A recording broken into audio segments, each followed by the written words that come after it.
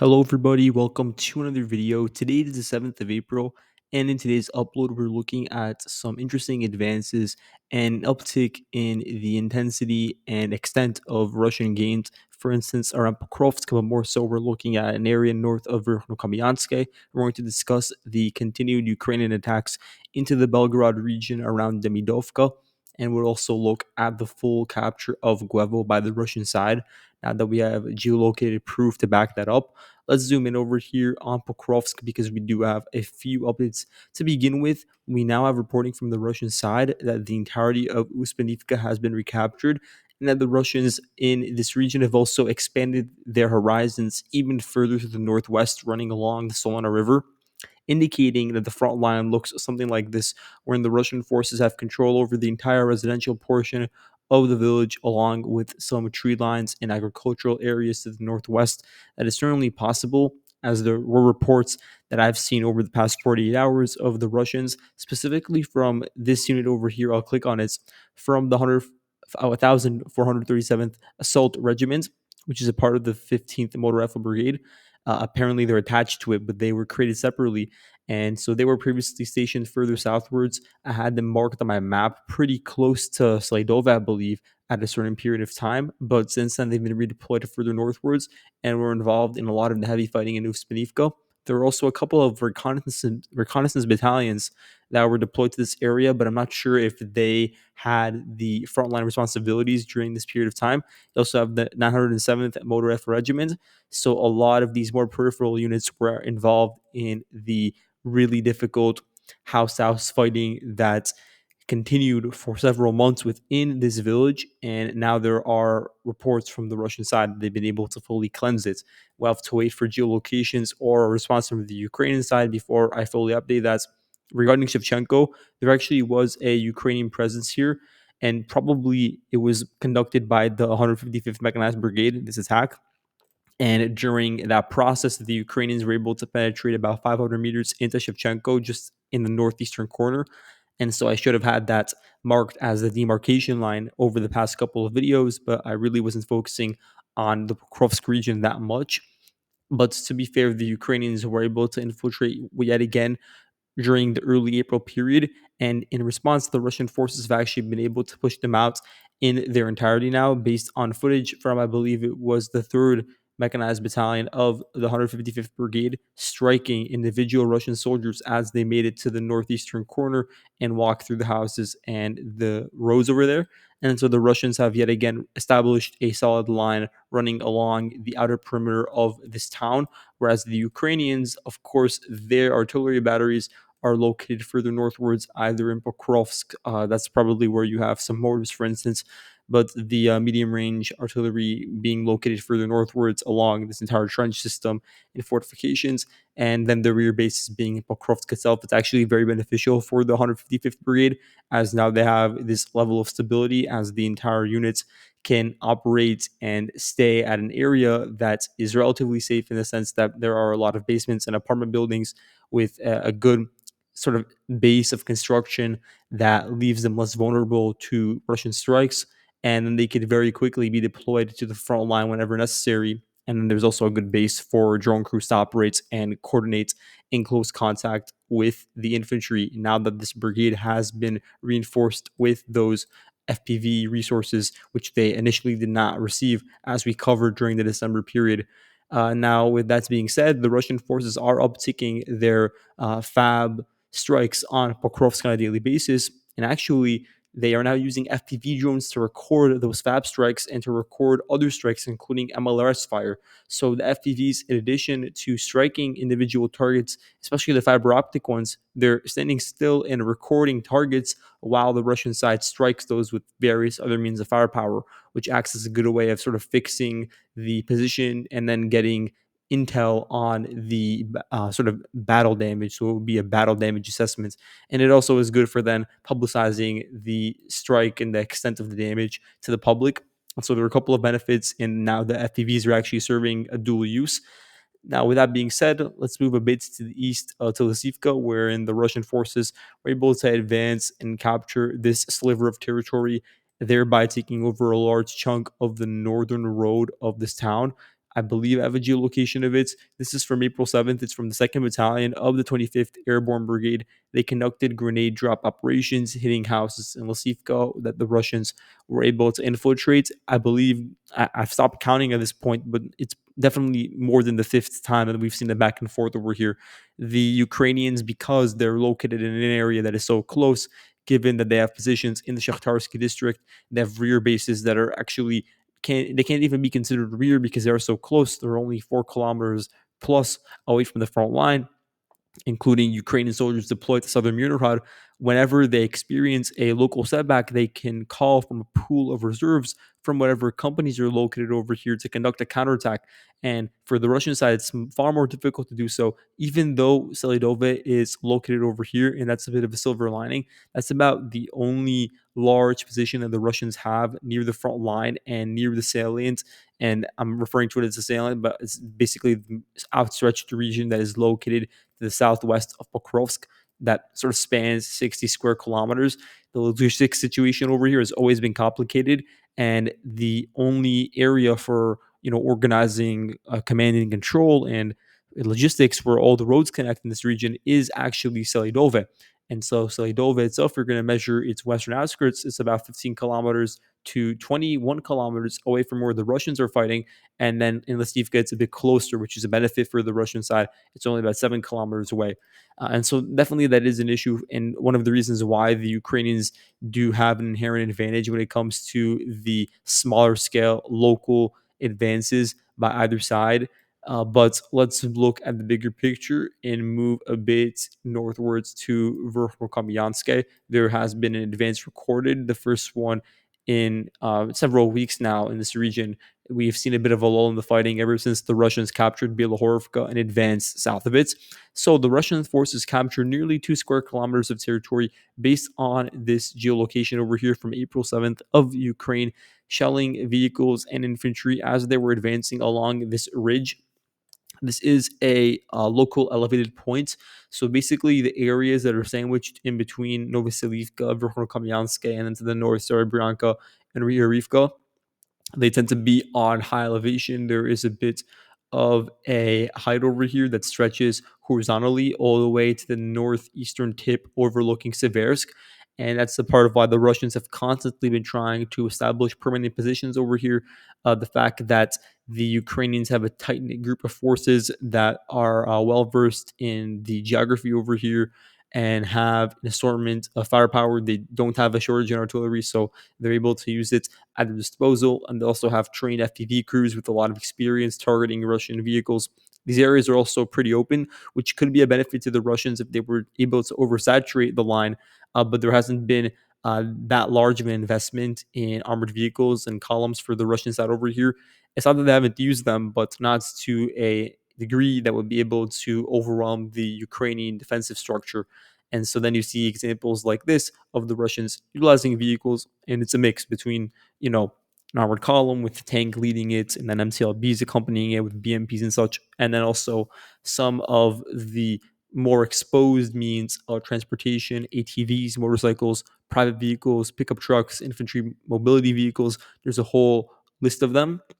But with that being said, the strikes on those individual vehicles and on soldiers that dismount and advance on foot indicate to us that the Russians advanced 1.5 kilometers westwards, which is notable because the pace over here has been little to none. And so, whenever there is such an advance, it is noteworthy because it now allows the Russians on a smaller scale to flank from the north for Kamianske and the Ukrainian squads that are operating over there and just get ever so close to approaching the line that is located to the east of Seversk, which I suppose now is 4.4 kilometers away from the furthest Russian advance. So that's something to keep in mind moving forward. But the area that, as I said before, I really wanted to look at includes the Oskar bridgehead because we do have a bit of update over here just around Zapadne in this case. So the Russians have been able to improve their positions as reported on by Deep State and their map updates. So over here, you can see the Russians captured 1.74 square kilometers of territory south of Zapadne. It includes this dense forested region and extends a bit to the south. And then to the north, you also have an extension and a bit of additional captures north of the R-79 highway, which leads from Dvorichna all the way to the western part of Kupiansk. It's a road that is very important for the Russians to retain control over because of their salient that pushes north of Kindrachivka. And this is a very important Russian advance. And it's also important that despite some Ukrainian counterattacks on the flanks, the Russians have been able to maintain structure over here for the spine of the salient and thereby cut off the R-79 for Ukrainian use and to shape the battlefield in a way that will allow the Russians at some point, once they're able to shore up positions to the north, to use the R-79 for their own use on a large scale. So the Russians also captured zero point 0.6 square kilometers northwards of Zapadne, taking over some of the dense forested regions over here. But there is still a lot of work to do as Ukrainian small squads are resisting in the foliage over here, taking advantage of the opportunities to conceal themselves. And they are in a bit of a difficult situation because they are right now having pressure exerted on them from two axes, one from the Vrichna over here, and then also one from Zapadne. And so there is an opportunity for the Russian side to concentrate their efforts and their firepower to squeeze the Ukrainians out of this particular region. There's also an incentive for the Russians to further support the salient that is north of Kindrashivka in order to allow the Russians a full base of operations that controls the highway, first of all, and then also is able to exert physical pressure onto Kupiansk because right now the Russians are only about, 4 kilometers away from the northwestern outskirts of the city due to this bridgehead. So it's very important for the Russians to retain control over it. And the best way to do so would be to get control over villages nearby. So Kalinov is a good example, and Kindrasivka itself would also be a really important possession, although it is a bit larger in size than some of the accompanying villages like Malashapkivka and Tishchenkivka, but it is important in the grand scheme of things. But when it comes to the Russian deployment of forces, they do have them sort of spread out across a long part of the front line because the Oskil River bridgehead is really long. You can see that it spans just going from south to north about 15 kilometers, not even including the operations going on right now in Kamyanka and in Topoli. So there aren't enough resources to really concentrate all of Russia's efforts on one specific area. The Russian garrison across the river is not particularly large. I believe that a lot of it is coming from the 25th Motor Rifle Brigade, and by extension, because the Russians are not really putting because they're putting a lot of their eggs into this basket west of the river, you're not seeing as much activity around Sinkivka and Lemon Pershi. In these regions, the Russians are content with just keeping the status quo. And so I believe some of those forces that were originally pushing directly into northeast Kupiansk, now they're involved in the operations across the river. And that way, some Ukrainian forces from, for instance, 30th Brigade, 14th Brigade, their forces are tied down in these trenches located to the east of the river, while the Russians try to beef up their tactical positions to the west in order to create a flanking maneuver. I believe that's a part of the thinking, but we still need to see further advances before this becomes a viable option because now the Ukrainians have also in their own rights, moved in reinforcements. We've talked about this before, but 151st Mechanized Brigade, 1 battalion of the 10th Mountain Assault Brigade is over here as well. 78th Hurst Regiment, air assault units. There were a couple of other examples, and you can see them all over here. And if the Ukrainians really do continue to hemorrhage losses over here, then there is a pool to call from. They haven't really used it that much, but there is a garrison that is of notable size fighting in Vovchansk right now that is pretty close and could be called upon. That would at least be my recommendation. And you also have the 15th National Guard Brigade deployed in this region, moved away from the Donetsk region, and beforehand it was in Zaporozhye, and of course, 3rd Tank Brigade. Now let's move on to Demidovka because over here the Ukrainians and Russians have conflicting reports. So the Russians said that last night they were able to re-enter the village, that Ukrainians were holed up in small squads in some of the basements of these houses, especially in the western chunks, and that over the past 24 hours they have successfully cleared the entirety of the village of those remnants, and that now Ukrainians that are still on the Russian side of the border, they are trying to hide and continue dragging out the fighting. They don't want to withdraw yet, but they're located within some of these forested patches that you can see marked with the red perimeter over here, and then also some of the gullies. I don't know if this is true. Ukrainian sources, for instance, from the 225th assault, I think it's regiment. Yeah, it is a regiment. 225th Assault Regiment, which is one of the main units involved in this entire Belgorod operation. Small force, but it does have a lot of higher end weaponry. They released a video showing them advancing along the Belgorod border and claiming that they are still located in the village.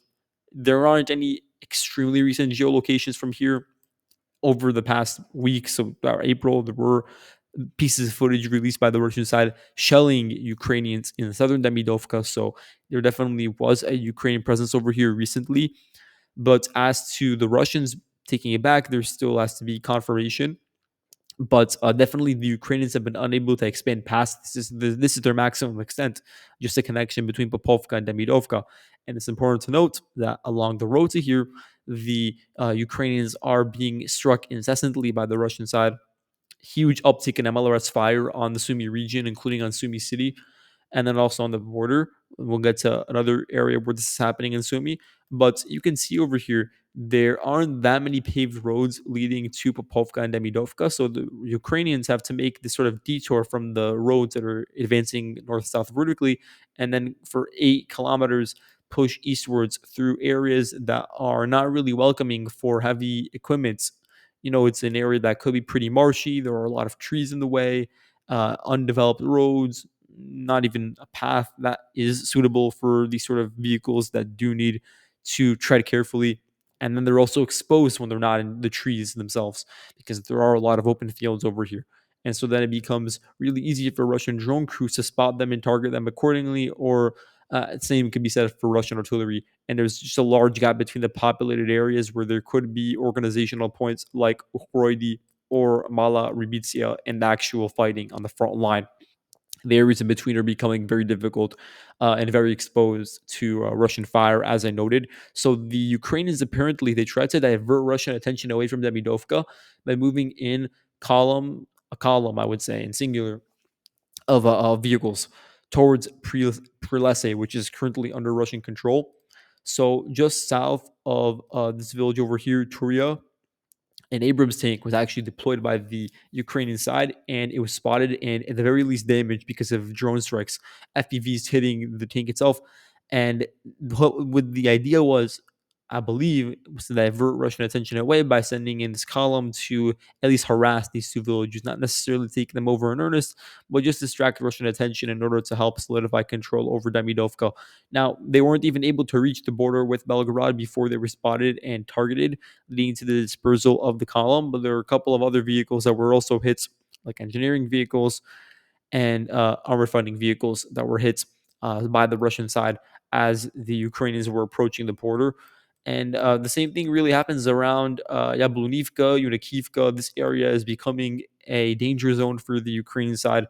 Open season for fiber optic FPVs targeting any vehicles around here, making it extremely difficult for larger units of equipment to reach the front line and then to obviously disperse it among the Ukrainian soldiers that are fighting over here. So the logistics situation, even though the flanks are not really in a critical state of danger, the skies are, and there currently is not a solution for the Ukrainian side to deal with these fiber optic FPVs at such a close range, which is making it harder for them to resist in an area like Yunikivka for a long period of time.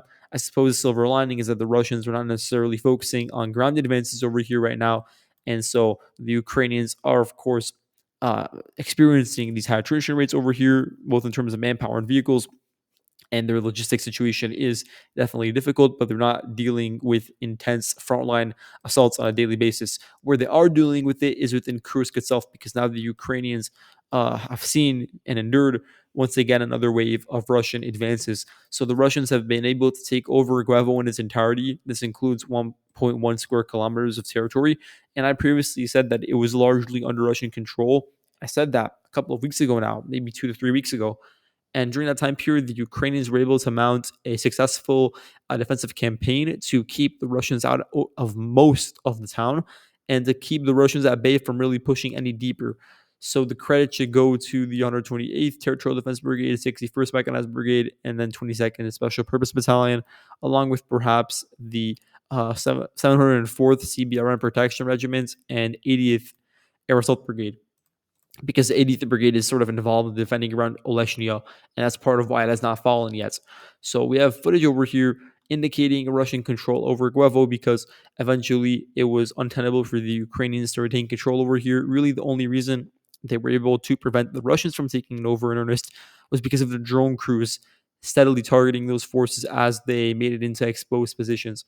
So over here you can see 61st Brigade, they conducted grenade drops onto 17 Russian soldiers as they were pushing into western Guevo and entering houses. And then over here, the 22nd Battalion, they conducted FPV strikes and grenade drops onto Russian soldiers located in southern Guevo, further backing up this claim, meaning that the 22nd Motor Rifle Regiment was largely involved in this. Maybe the 177th Naval Infantry, regiment, but they're also operating around Demidovka, so I'm not sure. Could also be the 810th Naval Infantry Brigade, for all I know. So now, besides Guevo, the Russian forces have to deal with taking over Gornal, which is going to be more difficult because it is located a couple of kilometers southwards, and there are a lot of natural obstacles, including, these various like vicissitudes in the elevations. So you have areas that are on high elevation, and then you have these gullies, like low-lying depressions. So the Russians have to go through complicated topography, geography, and also Gornal itself is a bit of a larger settlement, not in terms of population, but just in terms of the surface area. And it's also right next to the Psel River and on the border with Sumy. So it's not necessarily exposed on its flanks right now. But that's definitely the next target. And for the time being, the Russians will look at taking over all these open fields and all these forested patches that are in the hinterlands. You can see over here a geolocation indicating 1 square kilometer of territory captured by the Russian side. And this is a video from the rugby team, which is a drone unit associated with the 129th TDF Brigade. So their drones destroyed 3 Tiger infantry mobility vehicles, and then one BMP-2. I think there may have been a couple of other armored fighting vehicles also targeted during this movement, and they were advancing from the forested areas. There was a small path that you can go through that basically bisects some of these tree lines and then extends southwards towards eventually the border with Sumy. And this is actually a route the Ukrainians used during their withdrawal from the entirety of Kursk Oblast. Now the Russians are mimicking it to actually advance through those same areas, and the Ukrainian drone crews that have a lot of experience from the fighting in Kursk itself are now taking advantage of that to try to repel the assaults. But regardless, we now know that the Russians are in a position where they've restarted attacks, meaning that the operational pause in some of these areas is over. And that means Gornal will be something to look at in the future, but more so Oleshnia because it is so close to the front line. The 80th Air Assault Brigade, we don't know how longer they can last and sustain their own frontline activities before a troop rotation is necessary. And by then, the Russians could actually be in control over this village and over most of the border with Sumy. So that's all for today. Thank you all for watching. I'll see you guys in the next video. Goodbye.